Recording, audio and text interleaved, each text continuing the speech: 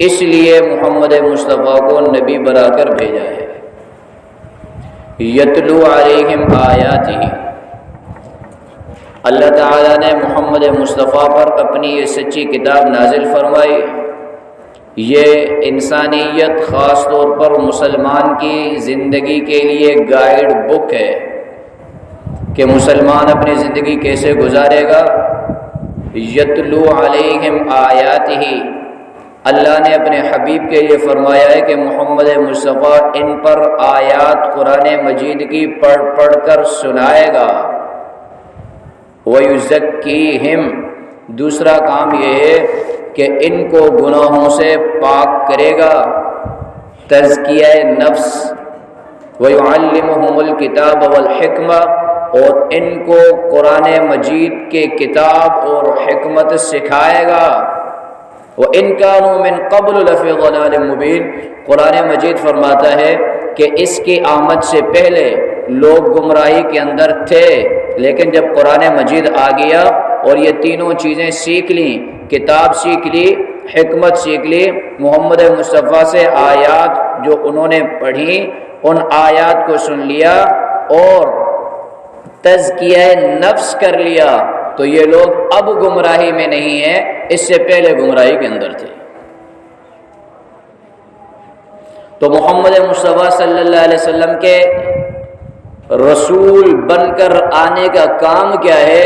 تزکیہ نفس، امت کو گناہوں سے پاک کرنا، امت کو ہدایت کا راستہ بتانا، دکھانا۔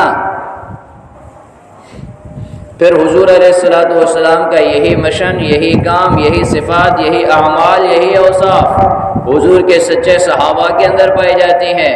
قرآن مجید کے اندر اللہ تعالیٰ نے جو جناب صدیق اکبر کی صفت بیان فرمائی ہے، یہ دونوں صورتیں ایک ساتھ ہیں۔ پہلے سورۃ اللیل آتی ہے 30ویں پارے کے اندر، اس کے بعد سورۃ والضحیٰ آتی ہے۔ مفسرین نے لکھا ہے کہ سورۃ اللیل کا ایک نام سورۃ الصدیق بھی ہے، اور سورۃ والضحیٰ کا ایک نام سورۃ النبی بھی ہے، سورۃ مصطفیٰ بھی ہے۔ جس طرح محمد مصطفیٰ کے ساتھ ان کی حیاتی میں صدیق نے وفاداری کی، آپ سے جدا نہیں ہوئے، ساتھ ساتھ رہے، دعوت کے وقت بھی، مکے کی زندگی میں بھی، ہجرت کے وقت بھی، غار کے اندر بھی، غار سے باہر بھی، مسجد کے اندر بھی، مسجد کے باہر بھی، جگہ جگہ جس طرح جناب صدیق اکبر نے محمد مصطفیٰ کا ساتھ نبھایا ہے، ساتھ رہے ہیں۔ تو قرآن مجید کے اندر اللہ تعالیٰ نے جو دو صورتیں نازل کی، ان کا بھی ایسا تناسب ہے، ان کا بھی ایسا ربط ہے، ان کا بھی ایسا تسلسل ہے کہ پہلے سورۃ الصدیق آتی ہے، اس کے بعد سورۃ النبی آتی ہے۔ اس کی وجہ کیا ہے؟ وجہ یہ ہے کہ جس طرح غار کے اندر حضور علیہ الصلوۃ والسلام جناب صدیق دونوں داخل ہوئے، لیکن غار میں داخل ہونے کے لیے جناب صدیق اکبر پہلے داخل ہوئے، حضور بعد میں داخل ہوئے۔ کیوں؟ وجہ یہ ہے کہ جب جناب صدیق اکبر غار کے اندر پہلے داخل ہوئے، غار کی تاریکی ہے، غار کی میلا کچیلا ہے، غار کے اندر مختلف مضر والی چیزیں ہیں۔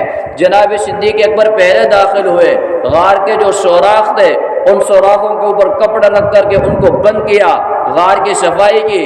غار کی صفائی کرنے کے بعد محمد مصطفیٰ صلی اللہ علیہ وسلم غار کے اندر تشریف لاتے ہیں۔ پتہ یہ چلا، اشارہ یہ ملا کہ جس دل کے اندر جب تک جناب صدیق نہیں آتا، ابو بکر صدیق دل کے اندر داخل ہو کر کے صفائی نہیں کرتا، اس دل میں محمد مصطفیٰ کی محبت نہیں آ سکتی، اس دل میں محمد مصطفیٰ آ ہی نہیں سکتے جب تک جناب صدیق نہ آ جائے۔ اور جناب صدیق ہیں کون؟ ان کی صفت کیا ہے؟ تھے کون؟ قرآن مجید نے اس کو بیان کیا، الذی یؤتی مالہ یتزکیٰ وما لأحد عنده من نعمت تجزا۔ اللہ کہتے ہیں الذی یؤتی مالہ یتزکیٰ، جناب صدیق اکبر وہ ہے کہ جس نے اپنا تن من دھن حضور کی ذات پہ لٹا دیا، اسلام کے لیے لٹا دیا۔ جب چندے کا اعلان حضور کرتے ہیں، گھر میں جاتے ہیں، پورے گھر کے اندر جو کچھ موجود ہے لے آتے ہیں، یہاں تک کہ اپنے گھر کی دیوار پر ہاتھ گھماتے ہیں ایک سوئی ملتی ہے، سوئی بھی لاتے ہیں، یہاں تک کہ اپنے بدن پر جو لباس ہے اس لباس کو بیچ کر کے وہ قیمت بھی داخل کرتے ہیں۔ اتنے جناب صدیق اکبر نے جب وفاداری کی ہے تو قرآن مجید میں اللہ کہتا ہے الذی یؤتی مالہ یتزکا، صدیق تو وہ ہے کہ جس نے اپنا پورا مال خدا کی راہ میں دے دیا ہے، یتزکا، تاکہ وہ خود کو گناہوں سے پاک کر کے جنت کا راہی بنے۔ صدیق تو وہ ہے۔ یہ کوئی جذباتی بات نہیں ہے، بڑی سنجیدگی سے، بڑی ذمہ داری سے بات کر رہا ہوں، اور یہ قرآن مجید کے تعلیمات اور آیات سے باہر بھی نہیں ہے۔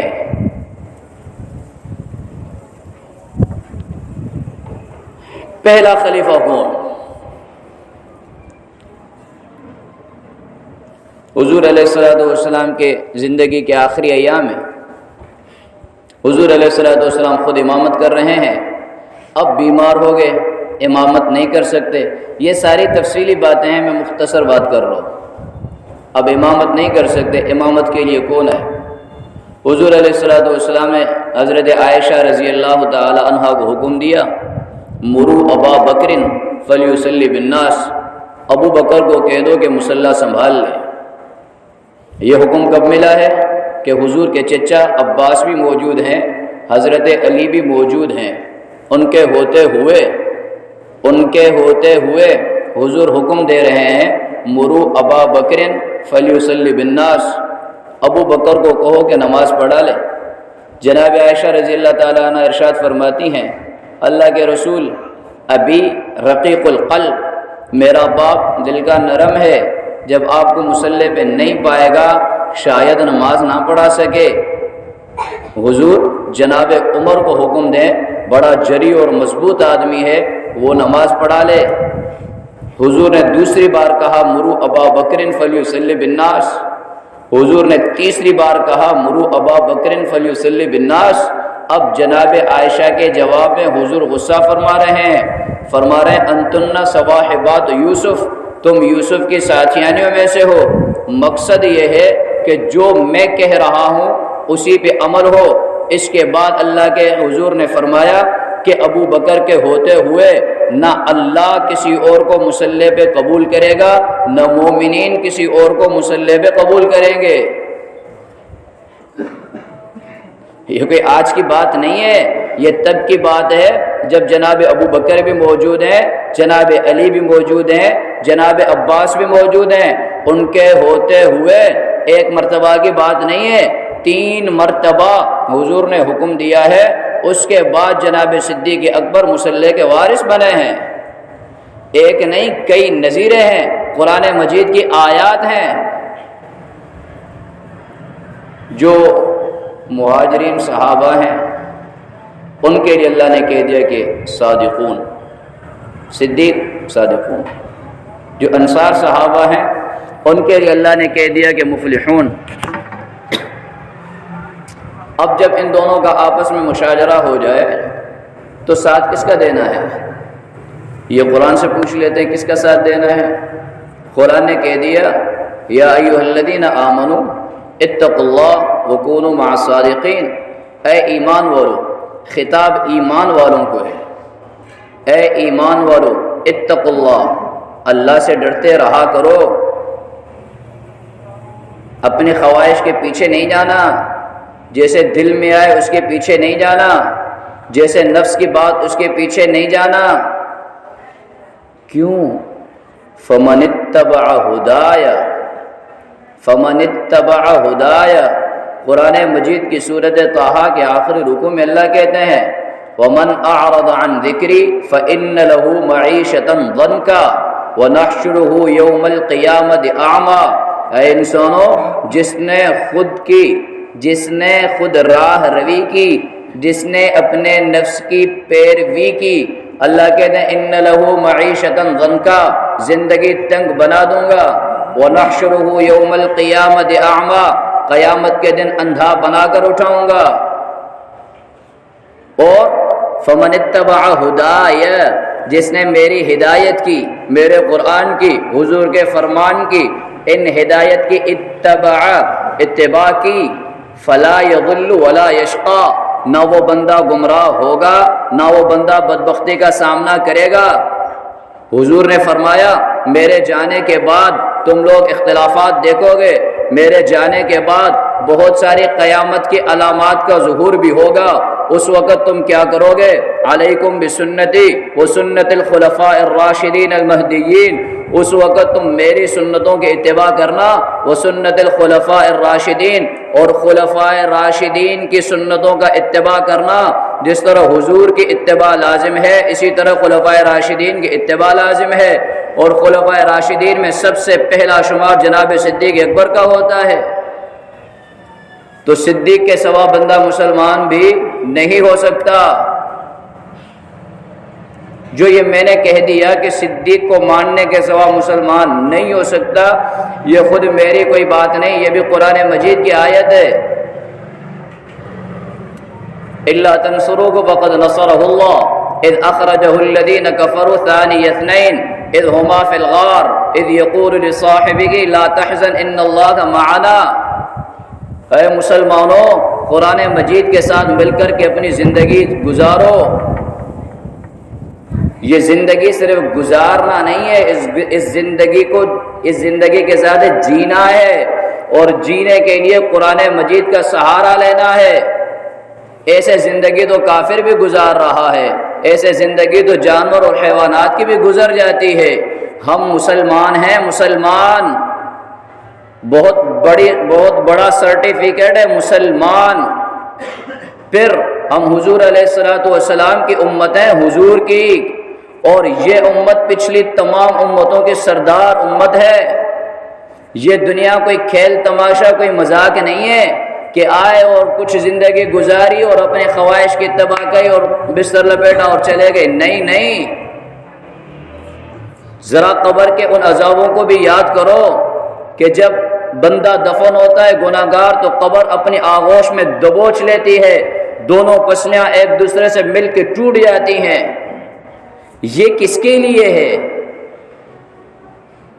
آپ کا اور میرا ضمیر جاگتا کیوں نہیں؟ کہیں ہمارا ضمیر مر تو نہیں گیا؟ جناب صدیق اکبر رضی اللہ تعالیٰ عنہ جب حضور کے ساتھ غار میں گئے ہیں، دشمنوں کا تعاقب ہے، دشمنوں کا تعاقب ہے۔ کہا ہے لا تحزن، ایسے نہیں کہ لا تخف، قرآن مجید عربی زبان میں ہے۔ خوف اس کو کہتے ہیں جو انسان کو اپنا ہو، یار مجھے خوف لگتا ہے، اور حزن اس کو کہتے ہیں جو دوسرے کا ہو۔ جناب صدیق اکبر کو اپنی جان کا خوف نہیں ہے کہ کافر پکڑیں گے ماریں گے، نہیں، حضور کی جان کا خوف ہے۔ قرآن نے کہا لا تحزن، نہیں کہا لا تخف، کہا لا تحزن۔ صدیق اکبر کو حضور کی جان کی پرواہ ہے، صدیق اکبر حضور کی جان کا پہرا دے رہے ہیں۔ لا تحزن ان اللہ معنا۔ بڑا نقطہ بتا رہا ہوں، جناب موسیٰ علیہ الصلوۃ والسلام اللہ کے جلیل القدر نبی ہیں، اس زمین پہ کھڑے ہو کر کے اللہ سے باتیں کیا کرتے تھے۔ ان کی باری آتی ہے، خدا کہتا ہے ان معی ربی سیہدین، معی ربی سیہدین۔ جناب موسیٰ کو جناب موسیٰ کہتا ہے کہ میرا رب میرے ساتھ ہے، صحیح، معی ربی، میرا رب میرے ساتھ ہے۔ لیکن جب جناب صدیق اکبر کی باری آتی ہے، حضور علیہ الصلوۃ والسلام ایسا نہیں فرماتے کہ ان اللہ معی، کہ اللہ میرے ساتھ ہے، نہیں، فرماتے ان اللہ معنا۔ اے صدیق اکبر، جیسے میرا خدا میرے ساتھ ہے اتنا ہی میرا خدا تیرے ساتھ ہے۔ تو صدیق اکبر کا صحابی ہونا یہ قرآن مجید کی اس آیت سے ثابت ہے۔ صدیق اکبر کا پہلا خلیفہ ہونا پیغمبر کی اس حدیث سے ثابت ہے جو مصلی پہ کھڑا کیا، اس حدیث سے ثابت ہے۔ عورت مسئلہ پوچھنے آتی ہے، اللہ کے رسول کل آپ کو نہ پاؤں، کس سے پوچھوں؟ فرمایا ابو بکر سے۔ حضور ترتیب بتا کر گئے ہیں، فرمایا اللہ کے رسول ابو بکر کو نہ پاؤں کس سے پوچھوں؟ فرمایا عمر سے۔ عمر کو نہ پاؤں کس سے پوچھوں؟ فرمایا عثمان سے۔ اس کے بعد جناب علی کا درجہ آتا ہے، اور یہ شریعت کا مزاج ہے، انزل الناس منازلہم، کہ ہر آدمی کو اس کے مرتبے پر رکھو۔ جب بات پہلے خلیفے کی آئے گی تو نام جناب صدیق اکبر کا آئے گا، اور فضیلت تو اتنی بڑی ہے کہ اس کی صحابیت قرآن مجید سے ثابت ہے۔ اگر کوئی بندہ جناب ابو بکر کو صحابی نہ مانے تو وہ قرآن مجید کی اس آیت کا منکر ہے، اور آیت تو بہت بڑی بات ہے۔ اگر کوئی قرآن مجید کے ایک حرف کو، ایک کلمے کو نہ مانے تو اسلام سے خارج ہو جاتا ہے۔ حضور نے ایک حدیث فرمائی لو کان بعدی نبی لکان عمر، اگر میرے بعد کوئی نبی ہوتا تو عمر ہوتا۔ پتہ چلا کہ بعد میں کوئی نبی آنے والا نہیں ہے، یہاں سے قادیانی کے اوپر لعنت کی برسات ہو جاتی ہے۔ اگر میرے بعد کوئی نبی ہوتا عمر ہوتا۔ سوال یہ ہے کہ فضیلتیں تو جناب ابو بکر کی بڑی ہیں، اور حضور اور نبوت تو دین کے اندر کمال ہے، نبوت سے بڑھ کر کوئی درجہ نہیں ہے۔ تو جب جناب صدیق اکبر کی اتنی بڑی فضیلت ہے، قرآن مجید میں آیات ہیں، سب کچھ ٹھیک ٹھاک، اس کے بعد پھر حضور نے یہ کیوں کہا کہ میرے بعد کوئی نبی ہوتا تو عمر ہوتا؟ یہ کہنا چاہیے تھا کہ میرے بعد کوئی نبی ہوتا تو ابو بکر ہوتا۔ عزیزو، اللہ نے قرآن مجید میں جناب حضور علیہ الصلوۃ والسلام اور جناب صدیق اکبر کے لیے معنا کہا ہے۔ یہ ہوتا ہے معنا۔ معنا کا معنی ہوتا ہے بالکل ساتھ ساتھ، اور جو بعد کا لفظ ہوتا ہے اس کا معنی ہوتا ہے بعد۔ ٹھیک ہے، اللہ نے کہا ہے ان اللہ معنا، کہ حضرت ابو بکر کے لیے بعد کا لفظ آ نہیں سکتا، وہ ساتھ ساتھ میں۔ یعنی یوں سمجھو کہ جناب صدیق اکبر نبی تو نہیں ہے، نبوت والی ساری صلاحیتیں موجود ہیں۔